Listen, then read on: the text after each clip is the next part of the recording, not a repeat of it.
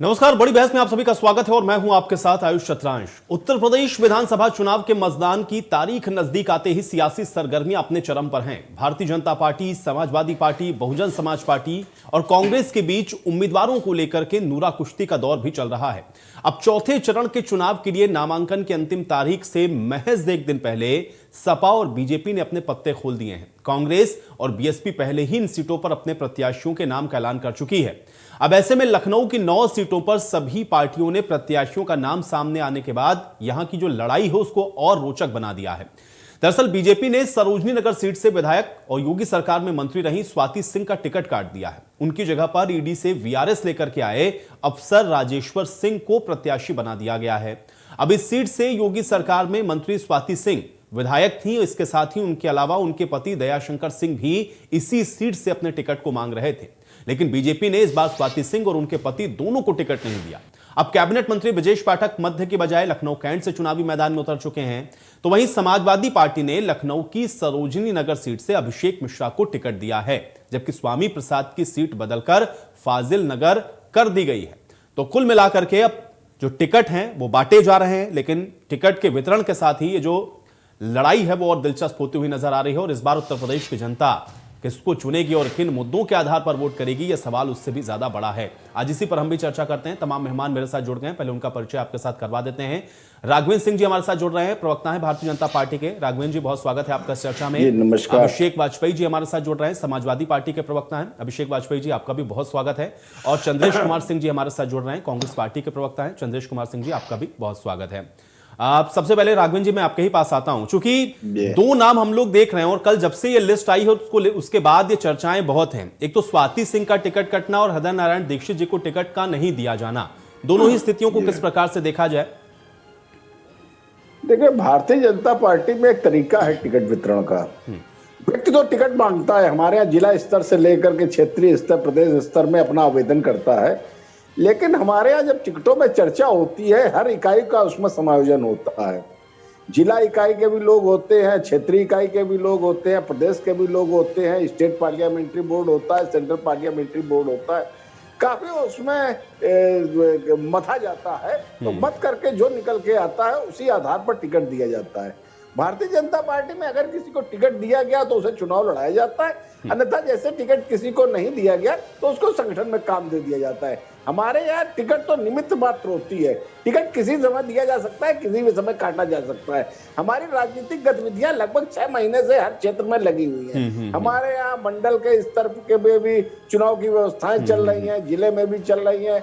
और लेकिन राघवेंद्र जी एक सवाल इसके साथ जोड़ के मैं जरूर पूछूंगा, हालांकि ये विपक्ष भी इस सवाल को लेकर के जरूर आएगा और इसलिए मैं ये सवाल आपसे पूछता हूं। चूंकि स्वाति सिंह एक तो महिला, दूसरा ये है कि महिला बाल विकास जैसा मंत्रालय उनके पास में 5 साल फुल फ्लैश उन्होंने गवर्नमेंट के अंदर अपने मंत्रालय को संभाला। अब आप अगर उनका टिकट काटेंगे तो ये एक मुद्दा आप विपक्ष को नहीं दे रहे हैं कि आप देखिए महिला को लेकर के, ऊपर से महिला मंत्रालय को जो संभाल रही हो, बाल विकास मंत्रालय को, आप उस महिला का टिकट काट दे रहे हैं। इससे ये क्या संदेश आप दे रहे हैं? और साथ ही साथ क्या आप ये मान रहे हैं कि परफॉर्मेंस उनका अच्छा नहीं रहा इसलिए आपने उस टिकट को काटा, इस वजह से ही आपने उनके टिकट को काटा होगा? यही इंटरनल रिपोर्ट होंगी आपके पास, इसका क्या जवाब होगा राघवेंद्र जी? नहीं, निश्चित रूप से भारतीय जनता पार्टी की महिलाओं का टोटा नहीं पड़ा हुआ है। हमारे यहाँ बहुत महिलाएं हैं।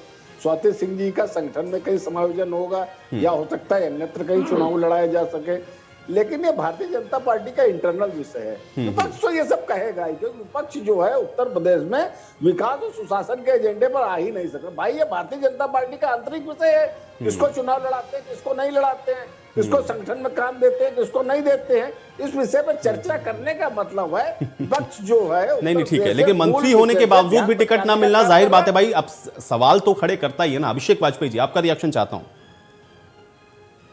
देखिए, बिल्कुल ये मैं मानता हूं कि टिकट का चुनाव किसको देना है किसको नहीं देना है ये पार्टी का अंदरूनी मसला होता है। किसको देना है ये उनके ऊपर है, और उसने 5 साल क्या काम किया है, जनता के लिए काम किया है या नहीं किया है, तो सबको दिख ही रहा है। और स्वाति सिंह जी का टिकट कटने का मुझे ऐसा लगता है कि उन्होंने 5 साल जो काम नहीं किया था, एक तो वो रहा, दूसरी चीज जो उन्होंने सीओ को धमकाया था एक बिल्डर के रिगार्डिंग, वो भी शायद रहा हो। और दूसरी चीज, सबसे बड़ी चीज ये है कि जो आपस में इनके उपाध्यक्ष और उनके स्वयं स्वाति सिंह जी के बीच की जो तकरार थी, जो ऑडियो वायरल हुई थी, ये मुख्य मुद्दा हो सकता है। लेकिन ये पार्टी का अपना अंदरूनी मसला है भाई, इसके बारे में हम कुछ भी नहीं कहेंगे। लेकिन सबसे बड़ी चीज ये है कि इससे ये जरूर पता चलता है कि विधानसभा अध्यक्ष हृदय नारायण दीक्षित जी का टिकट कटना, वो साथ में राज्य मंत्री का टिकट कटना, ये दर्शाता है कि भारतीय जनता पार्टी ने कहीं 5 सालों में काम नहीं किया है।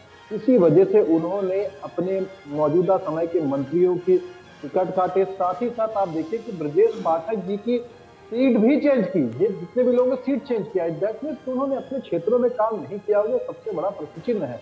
अगर काम किया होता तो दावेदारी मजबूत होती है, और मजबूत होती है तो दैट मींस कि वहां पे लोगों का भरोसा होता है कि जनता के बीच में भरोसा होता है कि वहां तो उसने क्षेत्र में काम किया हुआ है। ये दर्शाता है कि कहीं उस क्षेत्र में काम नहीं किया गया, इसी वजह से बड़ा नाम होने की वजह से सीटों को चेंज कर दिया गया कि जनता थोड़ा सा भ्रमित हो जाए। चंद्रेश जी, आपका भी रिएक्शन चाहता हूं, किस तरह से देख रहे हैं स्पेसिफिकली अगर लखनऊ की इन तमाम सीटों का हम लोग जिक्र करें तो? देखिए, चाहे लखनऊ का मसला हो या पूरे उत्तर प्रदेश का मसला हो, पश्चिम उत्तर प्रदेश हो, पूर्वी उत्तर प्रदेश हो, बुंदेलखंड हो, कांग्रेस पार्टी की नीति और रणनीति स्पष्ट है। हमने हर जिले में 40% महिलाओं को टिकट दिया है। हमने जो टिकट आवंटित किया है उसमें निचले स्तर के जो कार्यकर्ता हैं, जो साफ सुथरे लोग हैं, जिनका व्यक्तित्व बेहतर है, समाज सेवा का जिनके पास अनुभव है, उनको प्राथमिकता हमारे संगठन की तरफ से दिया गया है। ऐसे समय में जब कांग्रेस पार्टी 40% महिलाओं को चुनाव लड़ाकर महिला सशक्तिकरण की दिशा में एक अनोखा प्रयास किया, यदि उस परिस्थिति में आप भाजपा और सपा के उम्मीदवारों की सूची देख लें तो 50% से अधिक इन लोगों ने आपराधिक प्रवृत्ति के लोगों को टिकट लड़ा दिया है, जो मुझे लगता है कि लोकतंत्र का गला घोटने जैसा है। जैसा स्वाति सिंह का मामला है, तो स्वाति सिंह ने कहा कि भारतीय जनता पार्टी में बेटियां सुरक्षित नहीं है, उनका बयान है, और उनको उनके ही पार्टी के उपाध्यक्ष से खतरा था, और ये सबके सामने मामला प्रकाश में आया। तो मुझे लगता है कि भारतीय जनता पार्टी को अपना मूल्यांकन करना चाहिए, और समाजवादी पार्टी और भारतीय जनता पार्टी जो आपराधिक प्रवृत्ति के लोगों को, माफियाओं और गुंडों को अधिक से अधिक टिकट देकर उनके माध्यम से अपना चुनावी जंग जीतना चाहते हैं, तो मुझे लगता है ये ठीक नहीं है, ये लोकतांत्रिक व्यवस्था में ठीक नहीं है। उन्हें अपना मूल्यांकन करना चाहिए और अपने टिकटों में बदलाव करना चाहिए। राघवेंद्र जी, जवाब दीजिए। देखिए, भारतीय जनता पार्टी को टिकट कैसे देना है, किसको देना है, क्यों देना है, कब देना है, ये हमारा इंटरनल ऐसा है राघवेंद्र जी, आप यदि सार्वजनिक जीवन में हैं तो क्या आप कुछ भी करने के लिए इंडिपेंडेंट नहीं होते हैं? आपको पब्लिक को बताना होगा कि आपने माफियाओं और गुंडों को टिकट क्यों दिया। एक तरफ आप कहते हैं कि योगी सरकार माफियाओं के ऊपर बुलडोजर चलाती है, दूसरी तरफ आप माफियाओं को। ठीक है चंद्रेश जी, अब उनकी बात को सुनते हैं। देखिए, उन्होंने बहुत धैर्यपूर्वक चंद्रेश जी बहुत धैर्यपूर्वक उन्होंने आपकी बात को सुन लिया था, अब उनसे जवाब लेते हैं ना। राघवेंद्र जी, जवाब दीजिए। से इंटरप्ट नहीं करना चाहिए। इनको तो ब्रह्म ज्ञान की प्राप्ति हो गई है, इनको ना हार की चिंता है ना जीत की खुशी है। कांग्रेस ऐसा लग रही है दूसरे लोग किस प्रकार से टिकट बांट रहे हैं, कब टिकट बांट रहे हैं, उसमें इनको ज्यादा दिलचस्पी है। भाई, आप लोग अपने पार्टी की ज्यादा चिंता करें। आपकी स्थिति उत्तर प्रदेश में क्या है, प्रियंका गांधी क्या कह रही है, उसका क्या रिएक्शन जा रहा है, क्या आपकी 7 सीटों से ज्यादा बढ़ने वाली है कि नहीं बढ़ने वाली है, भारतीय जनता पार्टी क्या कर रही है, वो भारतीय जनता पार्टी में छोड़ दीजिए। हम लोग उत्तर प्रदेश में बेहतर तरीके से काम कर रहे हैं और बेहतर तरीके से टिकटों का वितरण कर रहे हैं। जिन लोगों का समायोजन नहीं हो रहा है, कुछ लोगों को सीट बदली जा रही है, कुछ लोगों को संगठन में लिया जा रहा है, कुछ लोगों को संगठन से निकाल करके चुनाव लड़ाया जा रहा है। ये हमारे इंटरनल काम है, इसमें को आप लोगों को ज्यादा परेशान होने की आवश्यकता नहीं है। भारतीय जनता पार्टी 10 मार्च को देखिएगा उत्तर प्रदेश नहीं। लेकिन राघवेंद्र जी, उनका एक सवाल बड़ा वैलिड था, और वो सवाल चंद्रेश जी का इसलिए वैलिड था चूंकि आप लोग लगातार तमाम चुनावी मंच से, चूंकि हम लोग मुख्यमंत्री को भी सुन रहे हैं, डिप्टी सीएम को भी सुन रहे हैं, लगातार आप कहते हैं कि समाजवादी पार्टी देखिए अपराधियों को टिकट दे रही है। चंद्रेश जी तो आरोप लगा रहे हैं कि दोनों ही पार्टियां, कोई पार्टी उसमें ऐसी नहीं है जो ये कह दे कि हाँ हमने अपराधियों को टिकट नहीं दिया है। तो इस सवाल का जवाब तो जनता भी मांगेगी आपसे, अगर आप दूसरे पर आरोप लगाएंगे तो। नहीं, बिल्कुल ठीक कह रहे हैं। ये सवाल हमें लग रहा है मेरे दिमाग से स्लिप हो गया है, समझ नहीं पाए थे क्या। भारतीय जनता पार्टी ने समाजवादी, जिस प्रकार से समाजवादी पार्टी ने टिकटों का वितरण किया है, उसमें देखिएगा ये बड़े बड़े अपराधी, भूमाफिया, अपहरण जिन्होंने किए हुए हैं, हत्या के आरोपी, लूट के आरोपी, बलात्कार के आरोपी, छिनैती के आरोपी, इस प्रकार के लोगों को टिकट दिया है। भारतीय जनता पार्टी ने उत्तर प्रदेश में कोई भी ऐसे व्यक्ति को टिकट नहीं दिया है। हमारा टिकट बंटन पूरी पारदर्शी तरीके से है, पूरी ईमानदारी से किया हुआ है। हम लोगों ने बहुत छानबीन के टिकट दिया है। कोई इस प्रकार के बड़े बड़े अपराधियों को कोई टिकट नहीं दिया है। हमारे राजनेताओं के ऊपर जो भी मुकदमे तो बड़े अपराधी से लड़ने के लिए आपने छोटा अपराधी उतारा है या उसके सामने बिल्कुल ही अपराध मुक्त आदमी को उतारा है? भाई कहीं तो उतारा होगा ना आपने, हलफनामे एफिडेविट सबके हैं। आयुष जी, मैं जवाब देना चाहता हूँ, अपहरण काउंटर करना चाहता हूँ। आ रहा हूँ सर, बस आ रहा हूँ। लोगों के ऊपर मुकदमे हैं वो राजनीति प्रेरित मुकदमे हैं। ठीक है, मतलब आपके अपराधी छोटे हैं, उधर वाली पार्टी के अपराधी बड़े हैं। अभिषेक जी जवाब दीजिए। देखिए, सबसे बड़ी बात यह है कि अभी इन्होंने जितनी चीजें गिना दी, स्वयं मुख्यमंत्री उससे अछूते नहीं है, एक दो चीजों को छोड़कर। नंबर एक। नंबर दूसरी चीज आपको याद दिला दूं कि हापुड़ से विजय पाल जो है उनके ऊपर 307 का मुकदमा भी है और क्या नाम है 420 का मुकदमा भी है। और संगीत सोम, ये तो किसी से छुपा नहीं हुआ कि दंगे भड़काने के आरोपी रहे और कौन कौन से मुकदमे लगे, किसी से छुपा हुआ नहीं है।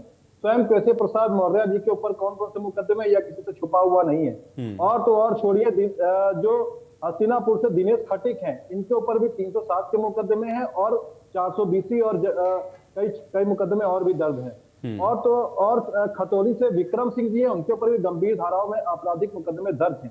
लिस्ट बहुत लंबी है। लेकिन अभिषेक जी, समाजवादी पार्टी में भी तो वही लिस्ट है ना। समाजवादी पार्टी में भी तो नेता है ना ऐसे, नाहिद हसन हो गए, आजम खान हो गए, अब्दुल्ला आजम हो गए, और भी तमाम नाम है। अभी वो गिना देंगे राघवेंद्र जी भी। मैं यही सवाल तो कह रहा हूं ना। देखिए, यही बात चंद्रेश जी ने भी उठाई कि ना आपकी पार्टी में कम, ना उनकी पार्टी में कम। मुझे मेरी बात पूरी करने दीजिए। अभी चंद्रेश जी की बात का मैं जवाब दे दूं जी। अभी यहाँ पे इनके यहाँ से लंबुआ से है विनय विक्रम सिंह, इनके ऊपर कौन कौन सी धाराएं ये क्योंकि अच्छे से जानते हैं चंद्रेश जी। मैं 307 का मुकदमा भी सेम उनके ऊपर है और 138 का भी मुकदमा उनके ऊपर दर्ज है। और तो और कि वहां पे एक मुकदमा मैं थोड़ा सा मिस कर रहा हूँ, हाँ, जमीन कब्जाने के आरोप भी उनके ऊपर बाकायदा लगे हुए FIR दर्ज है। साथ में इनके यही बक्सी के तालाब से वो लल्लन जी हैं, इनके यहाँ के, उनके ऊपर कौन कौन से मुकदमे या किसी से भी छुपा हुआ नहीं है। तो देखिए, ऐसी बातें मत कहिए, आप अनर्गल बयानबाजी मत कीजिए, लेकिन जब तक विचाराधीन है न्यायालय में, कुछ अभिषेक वाजपेयी जी, कुछ समाजवादी पार्टी के भी नेताओं का नाम बता दीजिए जिसको आपने टिकट दिया है और जिनके ऊपर गंभीर मुकदमे नहीं। तो अभी तो आप कह रहे थे कि हमारी पार्टी से नहीं, आपने थोड़ा सा नहीं, वो तो चंद्रेश जी आप बताएंगे, बता दीजिए चंद्रेश जी, वो आप बताएंगे ना। देखिए, कोई अपनी पार्टी का नाम थोड़ी ना बता रहा है। देखिए, राघवेंद्र जी ने समाजवादी पार्टी का बता दिया, समाजवादी पार्टी ने आपकी पार्टी का बता दिया, अब आप उनकी पार्टी का बता दीजिए। ठीक है, दोहराता हूं, चंद्रेश जी को टिकट प्रदेश में फेमस है, कहीं ना कहीं पार्टियों के राजनीतिक चरित्र पर प्रश्न खड़ा करता है। किसी के ऊपर मुकदमे दर्ज करा देने ये एक अलग विषय है, लेकिन कोई हिस्ट्री सीटर है, किसी ने मर्डर का उसके ऊपर मुकदमा किया हुआ हो, उसका मुकदमा चल रहा है, दंगा फसाद करा है, उसका मुकदमा चल रहा है, और आपने उसको टिकट दिया। जैसे मैं सिंपल सी भारतीय जनता पार्टी के प्रवक्ता ने कहा कि उन्होंने नहीं दिया, लेकिन ब्रजेश सिंह, सुशील सिंह, धनंजय सिंह, ये किसकी मदद से राजनीति में है और अपराध कर रहे हैं। और दूसरी बात, कुछ माफियाओं का सीधे आप नाम ले लीजिए, जो बड़े बड़े माफिया है जिन्होंने गैंगवार उत्तर प्रदेश में चलाया है। 30-32 सालों में उन माफियाओं का संबंध किन राजनीतिक दलों से रहा है? स्पष्ट है, सपा, बसपा और भाजपा से रहा है। इसके अलावा तो किसी संबंध नहीं रहा है। हमने गैंगवार वालों को, हमने माफिया को, हमने मुख्तार अंसारी को तो नहीं दिया, हमने अतीक अहमद को तो टिकट नहीं दिया, हमने ब्रजेश सिंह, सुशील सिंह, त्रिभुवन को टिकट नहीं दिया, हमने धनंजय सिंह को संरक्षण नहीं दिया। मेरी बात को आप समझिए अभिषेक वाजपेयी जी, आप बात को लीपापोती करके अपनी नाकामी को छुपा नहीं सकते। और प्रदेश की जनता सुन रही है तो समझ रही है कि आप क्या कह रहे हैं और मैं क्या कह रहा हूं। बिल्कुल। चलिए चंद्रेश जी, आप किसी बात के साथ मुझे चर्चा को यहीं समाप्त करना पड़ेगा, मेरे पास समय नहीं। आप लोगों का बहुत शुक्रिया समय निकालने के लिए, चर्चा का हिस्सा बनने के लिए। आज बड़ी बहस में मेरे साथ फिलहाल इतना ही।